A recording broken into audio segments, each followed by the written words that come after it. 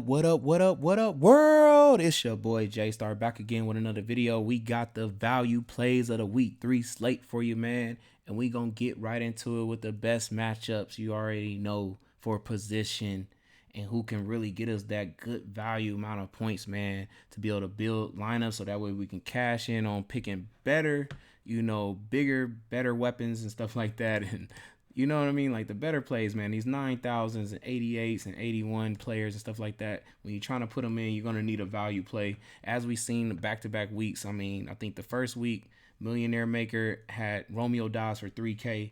And then I want to say the next week had Dortch, for about 35 or 3,800, something like that. But let's go through first, starting at every position like I do. I start with the quarterback. So a value play for my quarterbacks this week, I got to go with Marcus Mariota. If you want to get down here to 5,500, I definitely feel like he's capable of getting 2 touchdowns and always capable of getting you a rushing touchdown like we saw the first game here. I feel like he's probably getting more into groove now, man, with his receivers, man, already picking it up real quick too at that. To me, like if he can get back to at least the 33 attempts, throwing, passing and stuff like that, stay over the 30s. I don't want to see him in this 26, but if we can get to this 33 attempts, always in play of completing about 25 to 20 passes and stuff like that, and that will lead to a high 20 fantasy points. So for 5,500, that will come through huge, to get that savings like that. And picking him, like I say, he already showing that he's already connecting with his receivers. All I think he needs to start connecting with is Kyle Pitts. And if he can get the connection with Kyle Pitts, he picked it up with Drake already. He's already been targeting Drake a lot. So if we can get him with Kyle Pitts in a touchdown this week, we could see maybe 3 touchdowns in this game for him this week and everything. And that can lead to maybe even a 30 fantasy point game for Mariota. And like I say, always having that rushing capability too. In a good game, man, matchup here defensively going against him and everything. He had a harder matchup against the Rams, hard matchup against New Orleans, both times still getting close to 20 and 16. So an easier matchup here, and I feel like could get you to about 30 maybe fantasy so far, in this game. So that's my first value play right now. And then on the other side of that game, man, is my other value play. And where is he at? Geno Smith, man. All the way at $5,000, man. San Francisco is a tough team, man. Really tough team, man. Defensively, man, I'm sure he struggled hard against them, man. Even though it was great that I like to see, though, 28, 30 attempts, man. That's what I'm looking for, man. That 30 attempts, man. Like, I feel like he's just happy to have an opportunity to be back out there on the field as a starting quarterback. Really think he wants to prove that he is a starting quarterback in this league. So, I mean, he has elite weapon, elite talent out here on the field with him in Lockett, in Metcalf, even having Noah Fant too as well. Like, hopefully, they can start establishing the run better for this team. In this game, they should be able to, I feel like, because we saw Henderson get in for a goal line rush attempt. I think Rashad Penny might be able to get in this week. So should get multiple opportunities to score in this game. For freaking $5,000, all we need really is a 2 touchdown game for him. Maybe this time getting over 300 yards. If he can connect with Metcalf and Lockett in one game for a touchdown, get over. I think that's easily then in line for 300 yards, especially against Atlanta, man. Could put him over at 20 to 25 fantasy point in this game. That's why I definitely think at $5,000, man, he's good value for this week. And then we're gonna go on to running backs this week.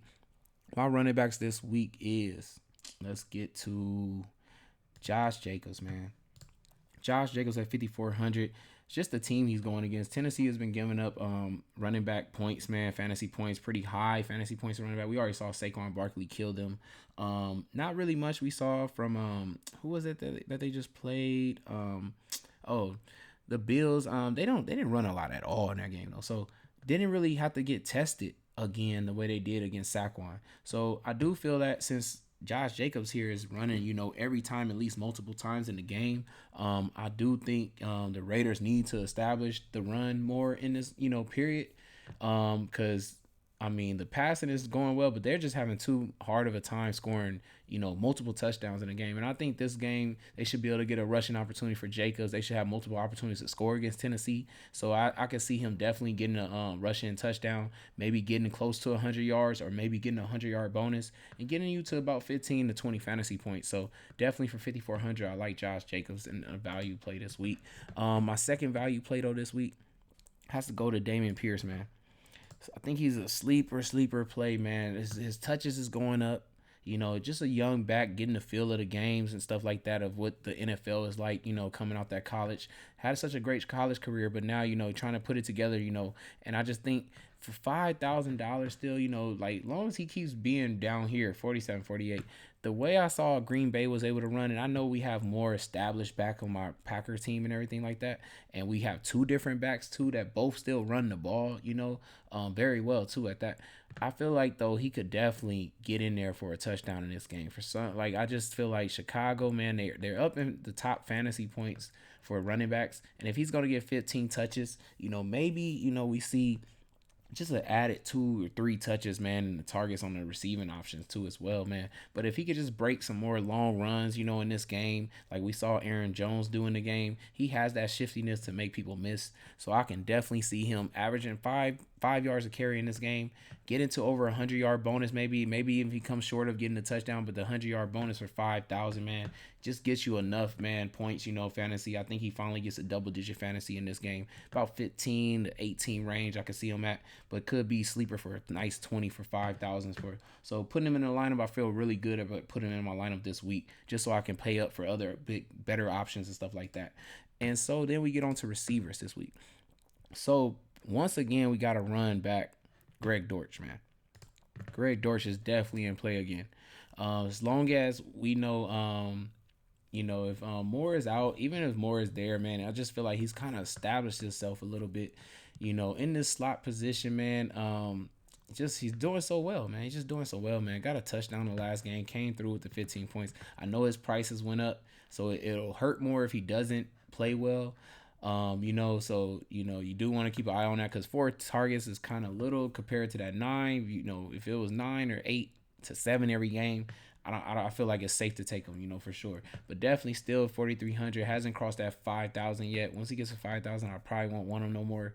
But definitely still has a good matchup against this defense. We already saw Zacchaeus get a touchdown in the red zone against this team from the slot. This dude plays in the slot too. Could see another goal line touchdown against the Rams for him too as well. So that's my one receiver option here. My second receiver option is, let me see, where you at? He was cheap. Let me see, how cheap was he? Man, was he this low? I don't think he was this low. I'm just go to the team to make it easier for me. It's Ashton Dueling right here. My bad. I didn't even know he was a little bit higher than that. So yeah, Ashton Dueling, man. 7 targets, 6 targets. First 2 games. Really good targets, man. For somebody that's under 4K, man, getting about 7 targets. It's near a second receiver amount of targets, really. So definitely in play here against Kansas City, man. We seen them give up to receiver. They're giving up crazy fantasy points to receivers, and especially if you're gonna get 6 to 7 targets against them, you're definitely in play. I think DeAndre Carter did well. Joshua Palmer got the goal line touchdown right at the end of the game, garbage time touchdown.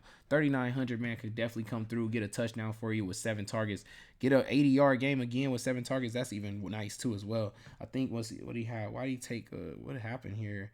So I feel like, oh no, that's right. Okay, I was just trying to make sure the numbers was right here. With 13 points here, fantasy, I could actually see him getting in a touchdown in this too as well. So could get you to almost near 20 then in this game for 3,900. And I think that's definitely votes well because Ryan is going to have to pass the ball around a little more. Like we know Pittman is there, for him and everything, but he's going to need to pass the ball, share the ball a little bit more too as well to other receivers. And Duelin's already been coming through and producing pretty well. So for 3,900, definitely good value play there. My other last receiver I have here is, let's go to a different game here. And where are y'all at? There you go. Mac Hollins, man. Like, I know y'all had to see this last game here. 8 targets, man. Like, it goes to show, like, Carr heard everybody talking about how he wasn't spreading the ball out, just staring at one person, Devontae Adams, the first game of the season. So he decided to spread it out very well, against a 3-4 defense. Found the easy matchup, and it was for Mac Hollins. I mean, every target he threw to him, it felt like he was wide open. And could have broke like something bigger. I mean, he had 23-yard long catch here. The first game had a 16-yard. So he's in for big plays, man, as you see. Like, if he's catching near 20-yard pass plays, he's also going to get stuck by the weakest cornerback, more than likely, every game. Probably had the best matchup every game. So if he's going to be in for even just 5 targets at 3,300, man, could come through big because I really feel like the Raiders should have multiple opportunities to score this week. I think he's going to get into the touchdown this week too. So for 3,300, I definitely would be plugging him in. If I want to stack, Carr, or even without having a Carr and just one off in Mac Hollins this week for 3,300, definitely he's big in play for a good amount of fantasy points. Get you over 10 easily, I think. So then at tight end, we have, where is this guy at? Hooper. And I know, man, targets have been really bad, man. Really, really bad for Austin Hooper. I would have expected more from him on this team since they really don't have really great weapons, everywhere. But the Vegas Raiders have been giving up tight end fantasy points. So I just think with 4 targets in this game, man, could definitely produce pretty well. Could get, at least to 10 to 12 fantasy points easily. I think his targets should go up a little bit more because Tannehill did come out the game when the fourth quarter started. So could have probably had more targets in this game and could have probably got to about 6 to 10 fantasy points even in this game. But, they got blown out. He sat out the whole fourth quarter basically after that. So put him in against the Raiders, though, for 3,300, since the Raiders have been giving up really good fantasy points to tight ends as well. If he can just get to 4 to 6 targets, I think he can get there for you for 3,300 this week. And then my last tight end play would have to be Smith Jr. We saw him be way more involved this week, this past week against the Philadelphia Eagles. I know also that had to do with Kirk Cousins not having a lot of time in the pocket. So when you don't have a lot of time in the pocket, you got to get the ball out fast. It's a short, play options and stuff like that. But he also was down the field, like his long was 15 yards, right behind the linebacker area. Seems like he's picked up the playbook a little bit more because looks like he was a little bit more involved in the plays and the snap counts and stuff than he was the first week because it was Munt. Was involved more because he was coming off an injury and he hadn't really picked up the plays, but he looks like he's going to be more involved more. Detroit is a good team to pick on when it comes to tight ends. They give up fantasy points to tight ends. So for 3,100 against a team, also a team that has a lot of good weapons too to get to the scoring, to score in the red zone multiple times, man, with Minnesota Vikings, man. And I expect them to be able to get to the goal line more than 2 times. I think they only got to their in this game against Philly because the defense is tough. Detroit defense is not as tough, and they're also just not as good against tight ends. So for 3,100, definitely lock in, Smith Jr. this week. And that'll be it, man, for every position for my value plays, man, of this week 3 slate, man. I hope y'all enjoyed, man. I hope y'all, be able to put these players in and put together, your best fantasy lineup, man. Win some big money out there. It's your boy Jaystar, man. Thank you for all the likes, the comments, the subscribers, man. I really appreciate y'all. We got over 1,000, man. Now we on our way to 2,000, man. Every day, man, I'm telling you, it's growing. And I really just appreciate all of y'all, man. Boy Jaystar, and I'm out. Peace.